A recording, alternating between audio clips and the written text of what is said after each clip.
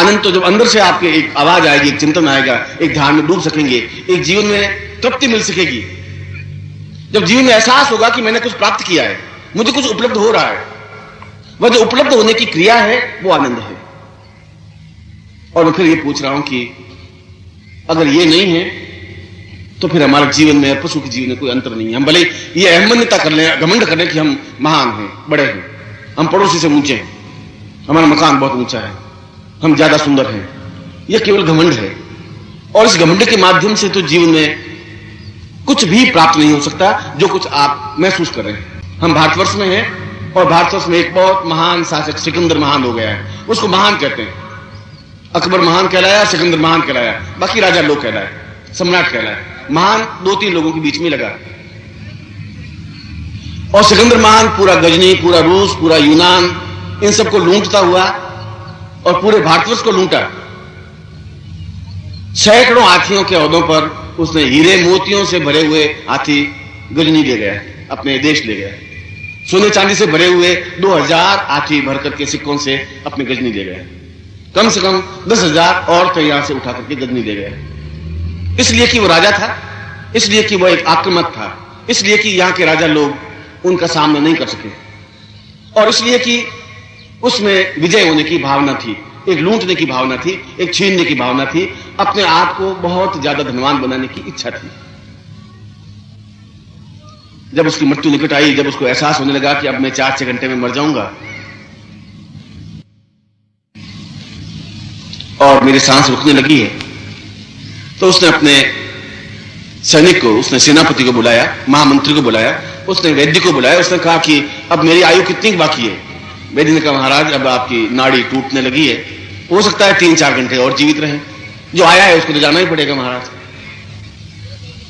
उसने कहा कि उस सेनापति को कहा कि मैंने जो कुछ प्राप्त किया है उन हीरों का यहां ढेर लगा दो मेरे सामने, एक बार देख लेना चाहता हूं कि मैंने कितने हीरे एकत्र किए हैं, और उन सोने के सिक्कों का भी ढेर लगा दो, और मेरी जितनी रानियां हैं 10-12 हजार, उन सबको यहां एकत्र करके खड़ी कर दो, मैं मरने से पहले उन सबको देख लेना चाहता हूं। हीरों का ढेर लगा दिया, एक तरफ सिक्कों का ढेर लगा दिया, माणिक मोती मूंगे उनका ढेर लगा दिया, 12-13 हजार रानियां थी उनका ढेर खड़े कर दिए, उधर उनके बेटे पोते पोतियां थी वो खड़ी हो गई, और सिकंदर लेटा हुआ अंतिम घड़ियां गिन रहा है।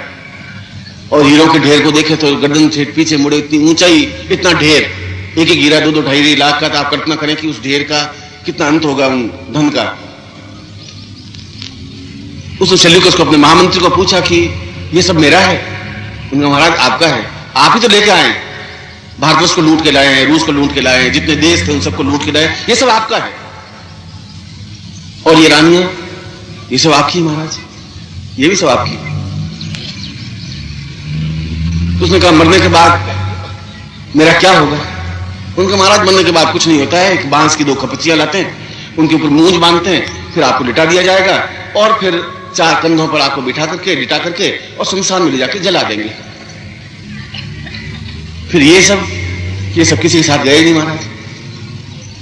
तो एक काम करना, मेरी अंतिम इच्छा यही है, कोई वसीयतनामे में कुछ लिख के जाता है कि मेरे बेटे को ये दे देना है, मेरे पोतों को दे देना है, या ये। उसने कहा मेरे वसीयतनामे में और कुछ नहीं लिखना है, एक मैं जो कह रहा हूं वो काम करना है। तुम्हारा हुक्म दो, आप जो कहेंगे वही पूरा होगा, आप तो महान हैं, पूरे संसार में महान शब्द आपके पीछे ही लगा है। उनका अर्थी पे बांधते कैसे हैं आदमी को? उनके महाराज इसमें तो कोई लंबी छोटी बात नहीं है, आदमी को लिटा देते हैं, हाथ और पैर सीधे कर लेते हैं, और उसके ऊपर सफेद कपड़ा उड़ा देते हैं, कफन, और उसको मुंह से पूरा लपेट देते हैं कि उससे नीचे गिर नहीं जाए मार्ग में, और शमशान में चिता लकड़ियों पर रख करके जला देते हैं। बांधो तो दोनों हाथ नीचे लटका देना, बाकी शरीर को बांध देना कफन से, हाथ नीचे लटके रहने चाहिए। महाराज ऐसा तो आज तक नहीं हुआ, हाथ तो शरीर से चिपक करके फिर उसके ऊपर कफन लगाते हैं और फिर लगाते हैं। ये आप नई बात कह रहे हैं, ऐसा कैसे होगा? उसने कहा जो मैं कह रहा हूं वैसा करिए, मेरी आज्ञा, मेरी इच्छा तो ये है कि दोनों हाथ लटके हुए होने चाहिए। उनका महाराज को कारण तो होगा ऐसा, आप क्यों कह रहे हैं कि दोनों हाथ लटके हुए होने चाहिए अर्थी के बाहर? उसने ऐसा कि उन सब लोगों को और आने वाली पीढ़ियों को मालूम पड़ जाए कि इतना बड़ा सिकंदर महान भी खाली आ जा रहा है, ये मालूम होना चाहिए, बस इसलिए मेरे 2 हाथ लटके होने चाहिए। अगर सिकंदर महान भी खाली आ चला जाएगा तो गारंटी के साथ आप भी खाली आ चले जाएंगे, क्योंकि वो कुछ नहीं ले जा सका तो हम भी नहीं ले जा सकेंगे। फिर साथ में ले जाएंगे क्या? जब कुछ नहीं ले जाएंगे तो ये सब शास्त्र झूठे हैं, फिर बेकार है, सब बेकार ही है। ये धन अगर बेकार है तो फिर हमारे पास ले जाने के लिए चीज क्या है? क्या ले जाएं, कैसे ले जाएं? न पत्नी साथ जा सकेगी, न पत्नी पुत्र जा सकेगा, न भाई बंधु बांधव कुछ नहीं जा सकेगा, तो फिर साथ में कौन जाएगा? या अकेले ही यात्रा करनी है तो फिर ये तामझाम क्यों करें हम? क्यों इतने हाय तौबा करें? 4 लाख को 5 लाख क्यों बनाए हम? जीवन यापन के लिए तो बहुत जरूरी है। अगर सपूत बेटा होगा तो और कमा करके जिंदगी व्यतीत कर लेगा, और कपूत बेटा होगा तो 5 लाख आप ही उड़ा देगा, फिर भी फकीर हो जाएगा। आप उसमें क्या करेंगे? कपूत बेटा तो 1 साल में उड़ा देगा, दूसरे साल खाली हाथ हो जाएगा, और सपूत बेटा होगा तुम्हारे पैसे उसकी जरूरत है नहीं, वो खुद 5 लाख इकट्ठा कर लेगा। और सिकंदर महान अगर कह रहा है तो सिकंदर महान ने एक ही बात कही, आप यूनान का इतिहास पढ़ें। उसने कहा कि मैंने जीवन में सब कुछ प्राप्त किया, रास्ता बता सके जिस रास्ते पर चल करके मैं प्रभु में लीन हो सकता है, उस आनंद को प्राप्त कर सकता जो आनंद आम आदमी प्राप्त नहीं कर सकता। जो आम आदमी जिस पूर्णता को प्राप्त नहीं कर सकते, वो पूर्णता अगर मैं प्राप्त कर सकता तो आज मैं बहुत प्रसन्नता के साथ जाता। आज मेरे चेहरे पर मुस्कुराहट होती, आज मेरे होठों पर हंसी होती, आज मेरे आंखों में आंसू हैं, आज मेरे हृदय में पश्चाताप है कि ये मैंने एकत्र करना चाहिए था, वो नहीं कर पाया। और सिकंदर तो चला गया, मगर एक इतिहास लिख के चला गया, एक विचार लिख के चला गया कि हमें जीवन में पूर्णता प्राप्त करने के लिए भजन गाने से और मंदिर में जाने से और हाथ जोड़ने से और आंखें बंद करके बैठने से पूर्णता प्राप्त नहीं हो सकती। यह केवल ढोंग है, यह केवल पाखंड है। हम अपने आप को समझाने की एक प्रक्रिया है कि मंदिर में गए, मंदिर में जाए, आपको मानस में वो घूम रहा है कि उनसे 400 रुपए वापिस वसूल करने हैं, तो इधर से होते हुए निकल जाऊं, 400 रुपए ले लूं। आपको मैंने वो घूम रहा है, और आप मंदिर में भगवान के सामने खड़े कि उसको सद्बुद्धि आ जाए, साल भर से दिए नहीं, 4000 रुपए मेरे फंसे हैं महाराज, ईश्वर मेरे 400 रुपए दिलवा देना, तो ठीक है मैं इधर से निकल जाता हूं, मैं कल आपको जरूर 5 रुपए का भोग लगा दूंगा। अब 4000 रुपए लेने के लिए 5 रुपए का, तो आप सोचा इसमें नुकसान है, फंसे हुए रुपए तो ही, और 5 रुपए अगर देने से काम निकल जाता हो तो हमें क्या तकलीफ है?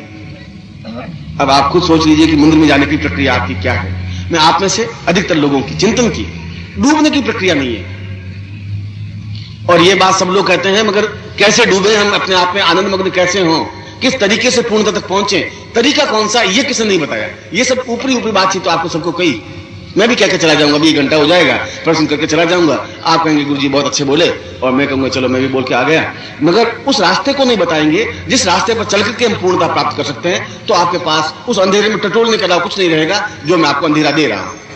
मैं भी आपको अंधेरा ही दे रहा हूं, जो बाकी साधु संन्यासी ने आपको दिया कि बस जाओ मंदिर में दर्शन कर लो, रामलीला के दर्शन करके उस मस्जिद को गिरा दो और तुम मंदिर में खड़े हो जाओ, बस रामलीला तुम्हारे पास आ जाएंगे। ऐसे तो रामलीला नहीं आ सकती, ऐसे प्रभु आपके पास नहीं आ सकते, न आप प्रभु के पास पहुंच सकते हैं। तुम्हारे बीच में गैप है, मेरे और तुम्हारे बीच में एक ये कड़ी है, मैं इसको बंद कर दूं तो मैं आप तक नहीं पहुंच सकता। ये बीच का मीडियम नहीं है, और मीडियम आपको बीच का माध्यम कोई आधार नहीं बताएगा, तब तक आप प्रभु के पास पहुंचेंगे नहीं तो पूर्णता नहीं मिल सकती।